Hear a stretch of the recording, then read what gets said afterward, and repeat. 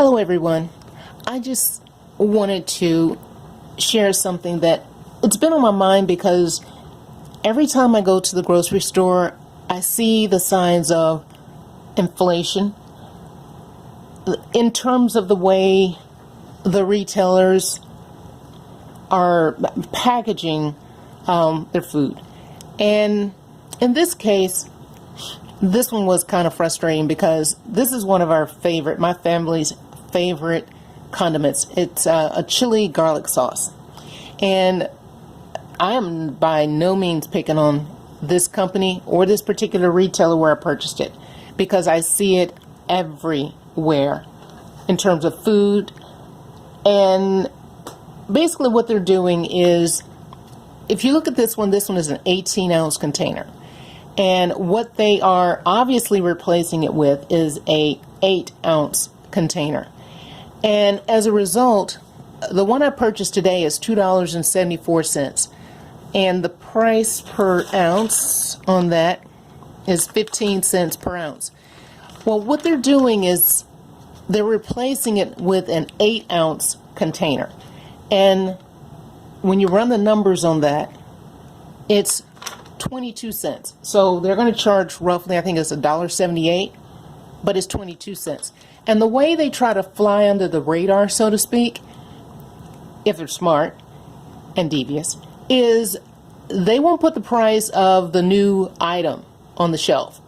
So in this case, when I went to purchase this larger container, the 18-ounce, there was no price on the shelf for the new chili sauce.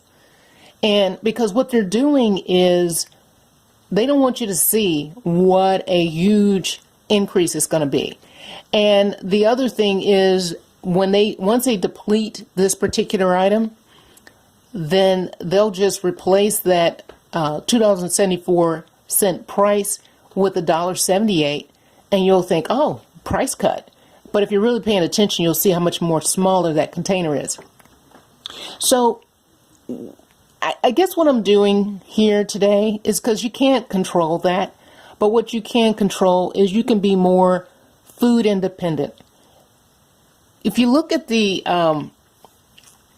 space around you, not everyone has, a lot of space where they can necessarily raise their own food. Or you might even rent. So you're not allowed to make physical changes to, the yard, the ground where you live. Or you may live in an apartment. So you can do things ranging from growing microgreens indoors, or if you have like a patio or a balcony, you can do container gardens. There's all sorts of options. I have a little bit more space, but I still tend to do container gardens. I like doing container gardens. And I have raised beds. So I had a lot of tomatoes this year, and I had a lot of peppers, all types of peppers. I raised other things, but those are things that did very well. So what you should do is figure out what it is that you could easily grow in your area, and if you have the space on your property where you can put some things that are going to provide you food over the years, some perennial, whether it's a fruit tree or if you're down in Florida, there's some things that if it's not conducive for like the colder areas, it may work very well in your area, and you can grow it year round. So I encourage you to be a locavore, and the locavores, it just means eating local. Grow stuff in your own backyard. Grow stuff in your house using grow lights if necessary.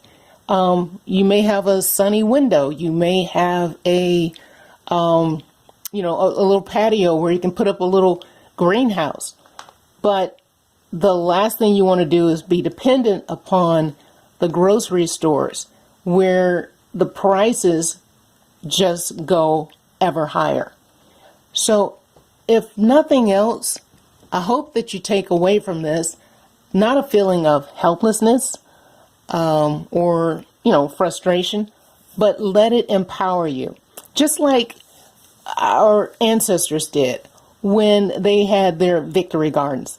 The priority back in those days was feeding those who were fighting on the front lines.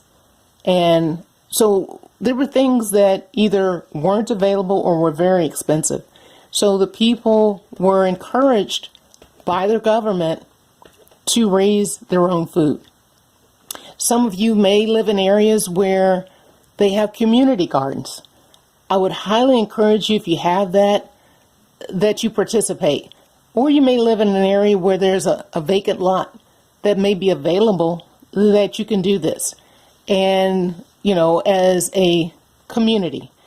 And then I remember there's this guy, I think he's in LA, and he kept fighting because he was like, we live in a food desert. So the people in LA, in his area, they were not able to get at a reasonable cost, and probably not at all, various fruits and vegetables.